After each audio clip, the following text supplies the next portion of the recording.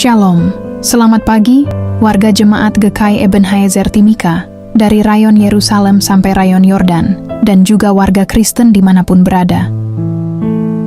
Kita patut bersyukur oleh karena pemeliharaan Tuhan, sehingga kita dapat berjumpa lagi dalam siaran Bina Keluarga Kristen edisi Selasa, tanggal 23 September tahun 2025. Renungan di pagi ini mengangkat tema sentral GKI di tanah Papua, yaitu Tuhanlah Sang Pemilik Tanah. Untuk mengawali siaran di pagi ini, kita akan memulainya dengan doa. Shalom, selamat pagi warga jemaat GKI Ebenezer. Marilah kita berdoa. Syukur kepada Tuhan yang telah menjaga, melindungi, dan memelihara kami. Kami telah berada pada hari ini, Selasa 23 September, minggu yang ke-38 di tahun 2025. Hendak membaca dan merenungkan firman Tuhan, berilah kami hikmat dan kebijaksanaan. Terpujilah Tuhan kekal selama-lamanya. Amin.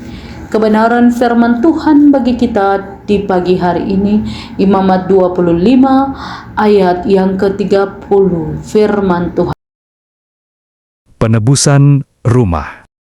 Tetapi rumah-rumah di desa-desa yang tidak dikelilingi pagar tembok haruslah dianggap sama dengan ladang-ladang di negeri itu. Atasnya harus ada hak menebus, dan dalam tahun Yobel rumah itu harus bebas.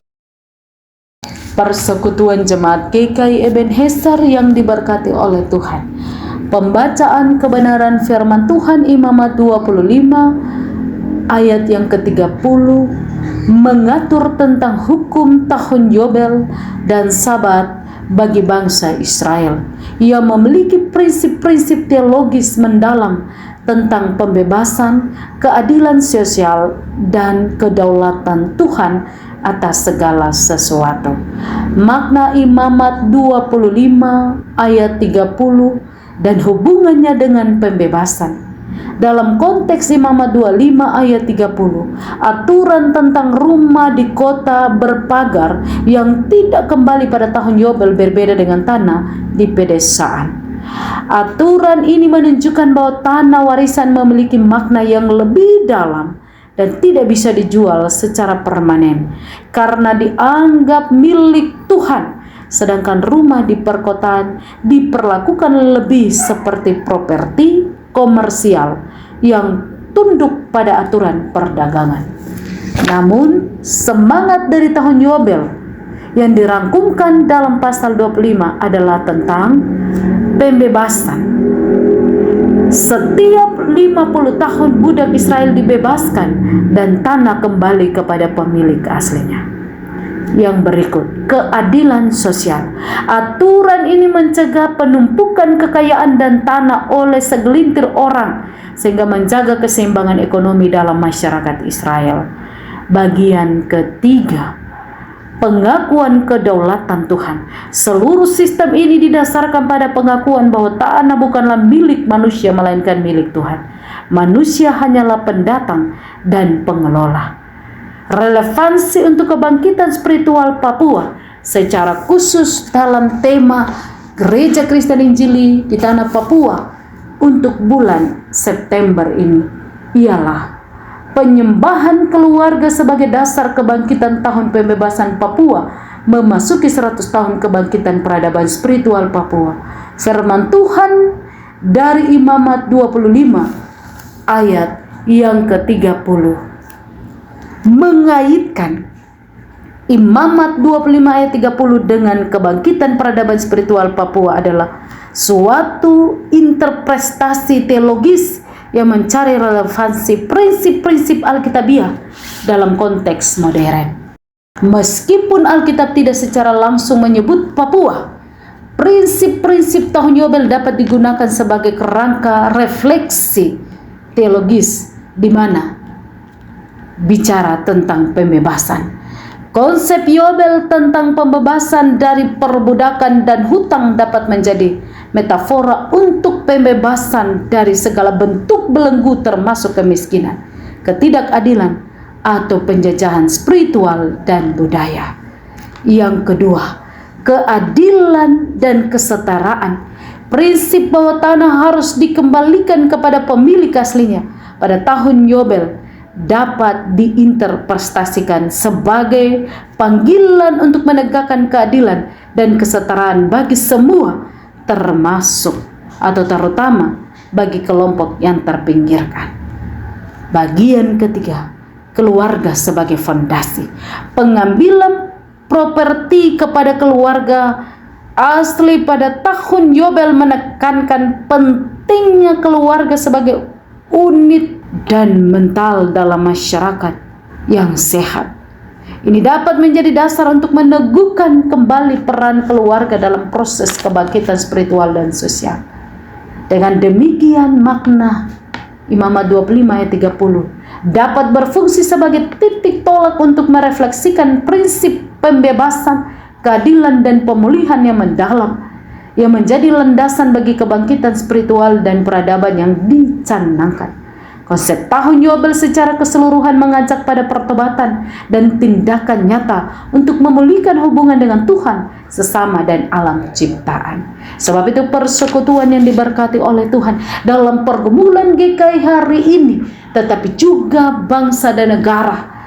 Kita melihat bagaimana tanah dijual, bagaimana orang-orang asli tidak lagi mendiami tanahnya. Oleh karena pergumulan ekonomi membuat mereka harus menjual tanah, dan mereka pergi. Tanah yang dijual dibangun rumah, lalu mereka datang dan sewa. Hari ini firman mengingatkan kita semua bagaimana kita menerapkan ketika masuk tahun pembebasan atau tahun Yobel itu. Pembebasan dalam iman percaya kepada Tuhan, pembebasan dari segala belenggu dosa, pembebasan dari segala bentuk tekanan-tekanan politik sosial, dan yang terjadi kembali kepada keluarga. Rumah menggambarkan tentang kehidupan keluarga yang ada di dalam. Ketika terjadi hal-hal berkaitan dengan keluarga, rumah tangga, maka duduk dan berbicara bersama dengan tetap berdoa. Dalam pemulihan sungguh percaya bahwa kita berada hari ini dalam bulan bina keluarga. Betapa pentingnya pembaharuan kembali, memulihkan hubungan antara Tuhan, saya, dan keluarga, serta persekutuan pelayanan dan alam ciptaan kita. Kita mendengar gempa di mana-mana, longsor, banjir. Alam sedang menyuarakan kerakusan dan ketamakan manusia dalam mengelola berkat yang Tuhan sudah berikan. Sebab itu mintalah kebijaksanaan daripada Tuhan ketika kita diberi kepercayaan untuk mengelola seluruh berkat yang dinyatakan oleh Tuhan. Amin. Mari kita berdoa. Syukur bagimu Bapa dalam kerajaan surga, yang telah bersama menuntun, menjaga, memelihara kami sampai kami berada di hari ini, tepatnya Selasa 23 September.